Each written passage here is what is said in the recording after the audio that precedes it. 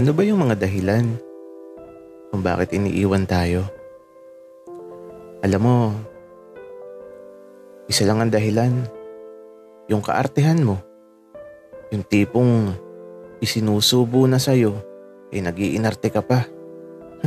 Ay nako, iiwanan ka talaga.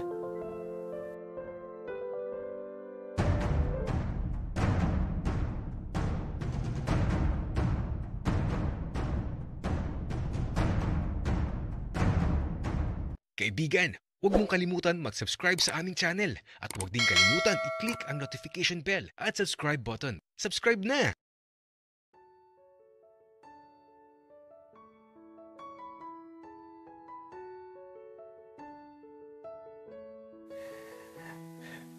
Party-party lang talaga kami, ni Buknoy. Kasi huling gabi na namin dito at bukas uuwi na kami. Kaya ito, susulitin ko na talaga. Hindi ko na nga namalayan na lasing na pala talaga ako. Si Buknoy naman, okay naman siya. Parang hindi nalalasing. Kaya ito, diretso inom lang tapos may nakita ako na nag-abot ng alak. Yung pinanggalingan ng alak, teka, kilala ko siya. Hindi ko ininom yung alak na nasa baso. Kilala ko yun eh.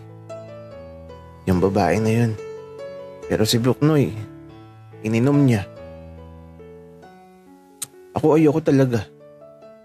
Okay lang na masabihan akong suplado, pero ayoko talaga. Kaya lang, sa paglipas ng mga sandali, si Buknoy, parang nakatulog na sa lamesa. Ano nangyari sa kanya? Ito yung babae, eto. Tumapit sa amin ni Buknoy.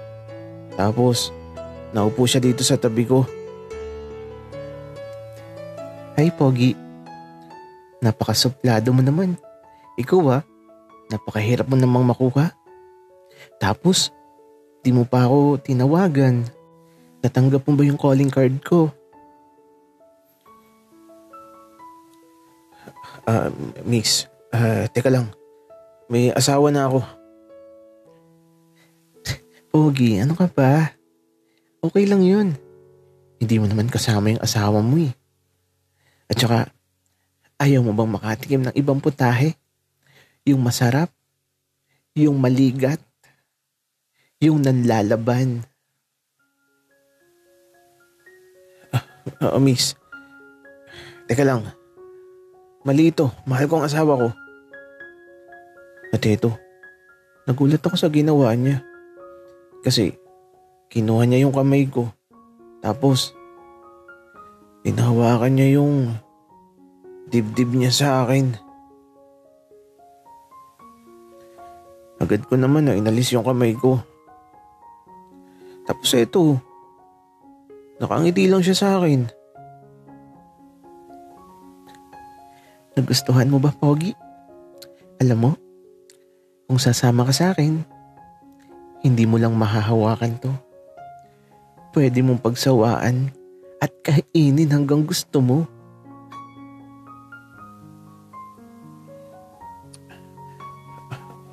Miss, teka lang. Ayoko. At ito, nagulat ako nung hawakan niya bigla yung titi ko. Pero tinanggal ko agad yung kamay niya. Kasi ayoko talaga. Hindi ka lang pala, Pogi. Pinagpala ka pa. Tara, paliligayahin kita. At eto, bigla niyang hinalikan ng labi ko. Pero umatras ako. Nahulog pa nga ako sa upuan. Miss, pasensya ka na talaga. Hindi ko kayang saktan ng asawa ko. Kaya ito, tinawag ko na yung waiter at nagbayad na ako. At ito, lasing na lasing talaga ako pero kailangan na naming umuwi ni Buknoy. Iniwan ko na yung babae doon sa table namin. At ito, nakababa sa likod ko si Buknoy na mas nalasing ata kaysa sa akin.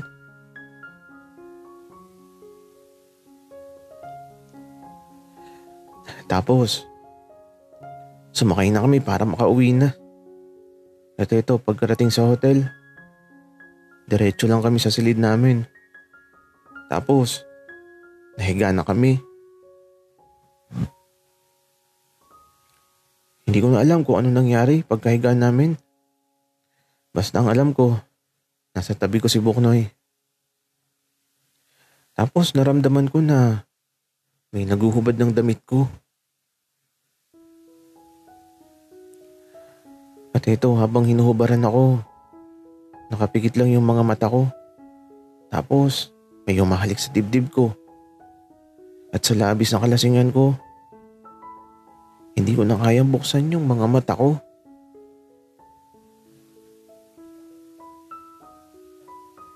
Basta ang alam ko, nag-i-enjoy ako sa nangyayari. Hanggang sa eto, may naupo na sa ibabaw ko. Hinayaan ko lang siya na gawin ang gusto niya. Kaya lang, nang halikan niya ako. Nagulat ako kasi naman, may mga buhok na sumayad sa mukha ko.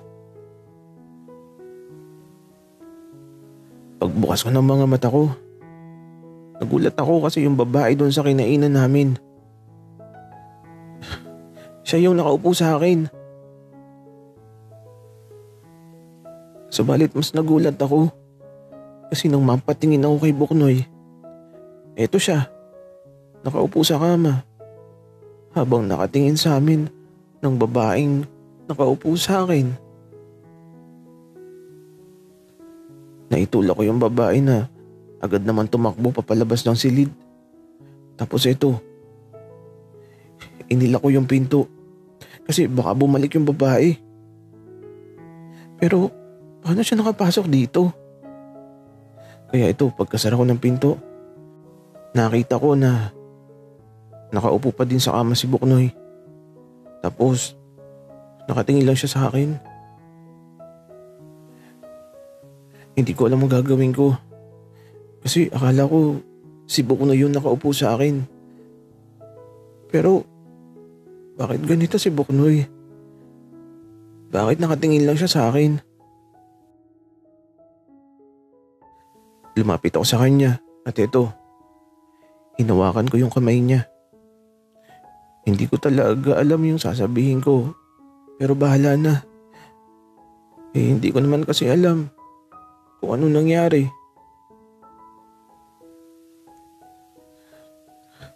Nawala talaga yung pagkalasing ko. Natauhan ako bigla. Tapos, di ko alam kung galit ba si Buknoy sa akin. Buknoy, magpapaliwanag ako. Iboy, okay lang. Nag-enjoy ka ba? Hindi Buknoy. Ayoko nung nangyari. Iboy, okay lang. Pero halata naman na nag-enjoy ka. Naungol ka nga eh. Teka, ako naman. Nagulat ako nang biglang naging wild si Buknoy. As in super wild. Yung tipong kahit butas ko, dinidilaan niya talaga. Tapos ito, sa napakaliwanag na silid, nakikita ko ang lahat ng nangyayari. Inuupuan niya ako. Hindi ko alam kung paano niya ginagawa. Basta, nabalot ng kakaibang ligaya ang mga sandaling to. Bigay todo sa pag-indayog si Buknoy. Tila ba walang kapaguran.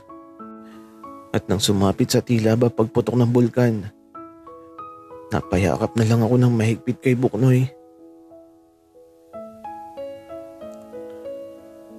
Naging tahimik ang buong paligid matapos ang laban. At ang tanging alam ko, magkayakap kaming natulog ngayong gabi. Subalit sa pagsapit ng bukang liwayway, pagkagising ko, wala na si Buknoy sa tabi ko. Nasaan na kaya yun? Pagbangon ko, agad kong nakita ang isang pirasong papel na nakaipit sa ilalim ng paso na may tanim ng mga rosas. Nakaramdam ako ng takot dahil sa nakita ko. Kaya ito, kinuha ko yung papel at pagkabukas ko, ito, umagos na lang yung mga luha ko.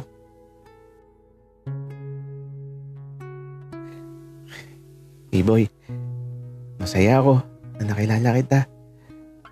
Sorry hindi ako magaling. Sorry kung hindi ko binigay ang lahat. Pero kagabi, nag-enjoy ako.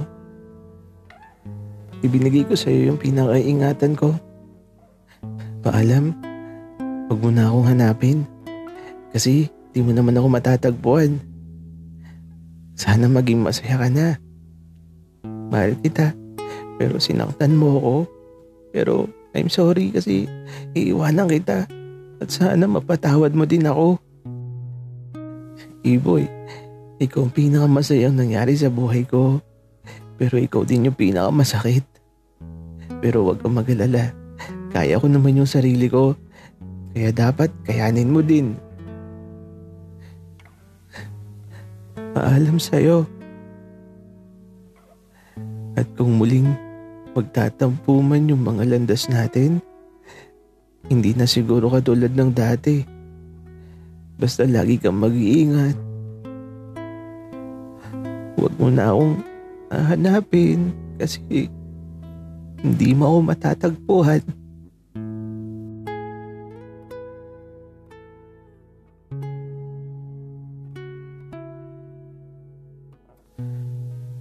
Mula sa sulat na puno ng kirot at kalungkutan, pagkakamaling di sinasadya, uukit sa panahong dadaan. At kasabay sa bawat pagpatak ng mga oras, tila ba nawalan ng lakas ang pusong iniwan sa kawalan. Sa pagkakamaling hindi ko na matatakasan.